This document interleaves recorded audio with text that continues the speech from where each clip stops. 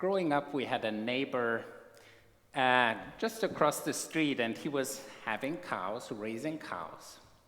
And every morning, every evening, well, what do? You milk the cows. So he, Mozart, his wife Emma, and his daughter Emmy, they took turns and they milked the cows.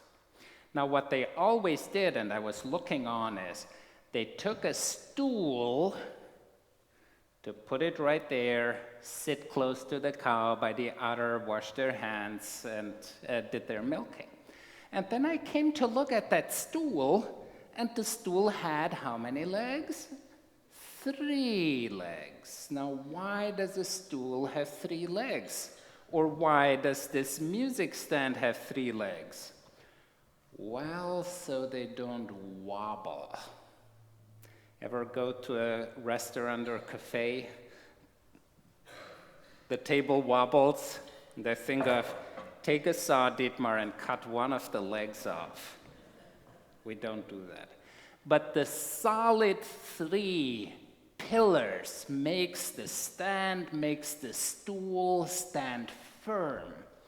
And that is the passage that Micah gives us. These are 3 core principles. This is the whole Bible in a nutshell, the whole Old Testament. So listen up, says Jeremiah. He's too wordy, and I'm too sometimes. But Micah says, listen up. This is it. Will you get it?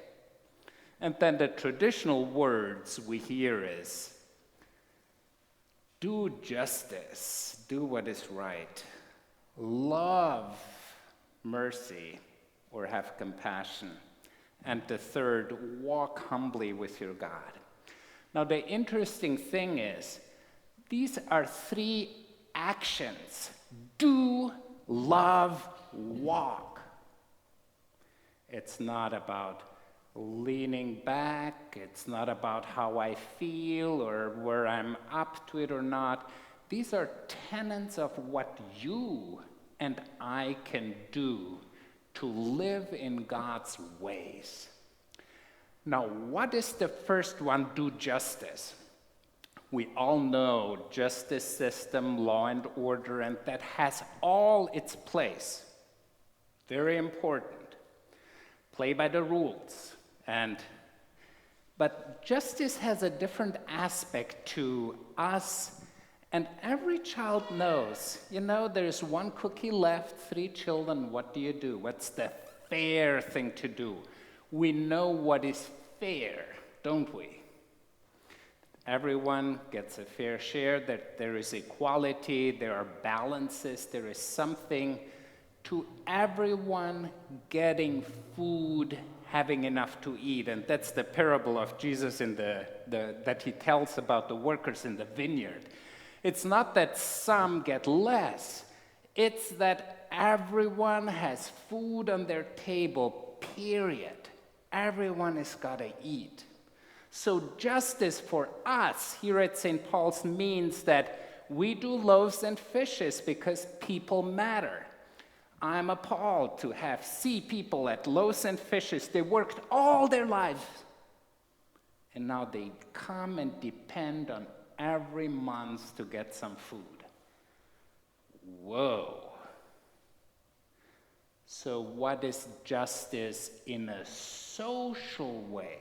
And that some churches emphasize social justice.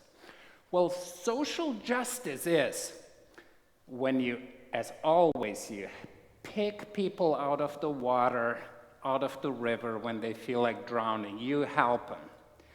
But then social justice is when you wake up and think of, how the heck do all these people end up drowning in the river? So social justice means you walk up the river and you figure out who pushes them all in.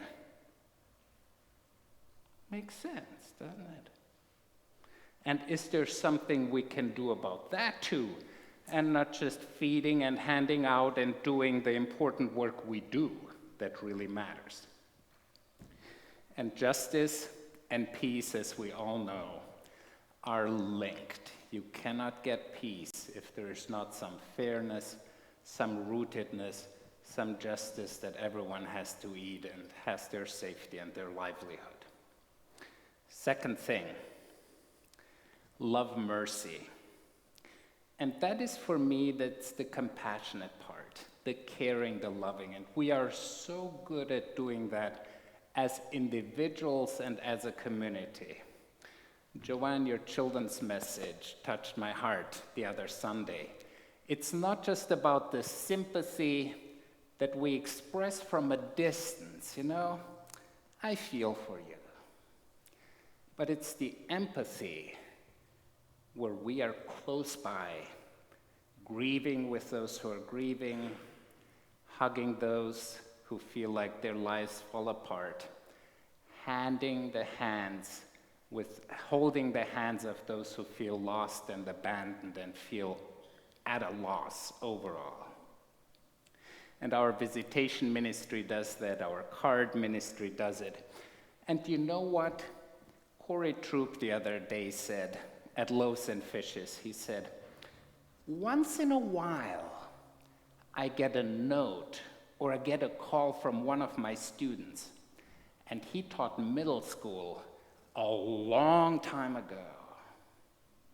And one of the students comes back and says, thank you, Corey.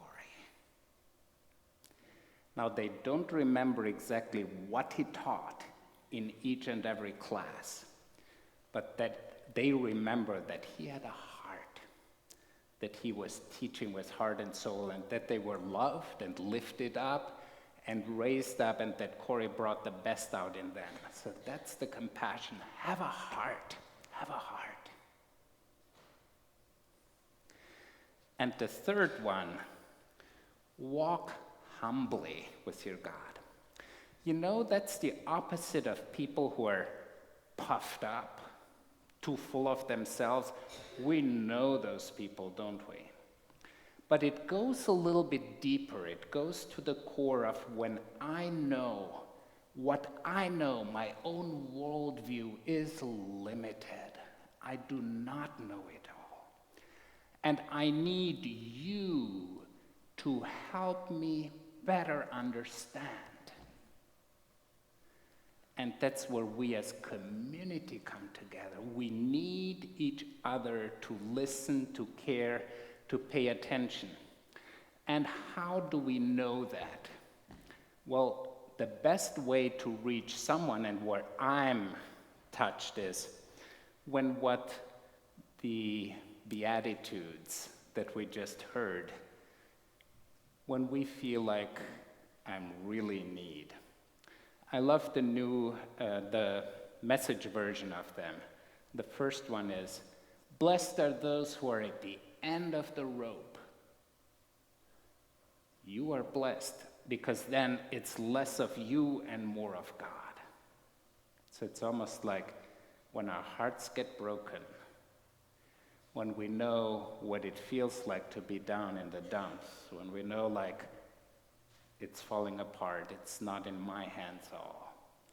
That's when we know that there is more than we and us and I and me in it. So the brokenness helps us open up. Just like Leonard Cohen said, there is a crack in everything. That's how the light gets in. And that's how the light comes out too, when we're in touch with our wounds, when we're in touch with that. So my suggestion is that all the saints, our loved ones, those who are dear and close to our hearts, our role models, embodied these characteristics. Fairness, do the right thing, have a heart, be compassionate, and know your place. There is so much more. Just like St. Francis when he says, be a channel, be an instrument, pass on that force of life, of love from God. Not I am the source of life, I'm not. It's not you, it's not we who make it all happen, but our role in our humble service is to channel the peace, channel the love, pass it on, because if it stays with us, it's lost. So we gotta pass it on. That's what I celebrate today on All Saints Sunday, and how Jesus embodied that. Now, our Hebrew passage, the cloud of witnesses, and our loved ones are part of it. They cheer us on. My deep faith and belief is they're not gone. The cloud of witnesses is right here and right now with us. How they touched our hearts, their imprints on our hearts last, they're present with us, even though, of course, we miss them deeply. And the scriptures say, saints are not only those. Saints are not only our loved ones. We are saints. When Paul writes the letters, he writes to the saints in Corinth, to the saints in Philippi, to the saints in Colossae. So we are the saints. So who is a saint for you? Who are your heroes? Who are your role models?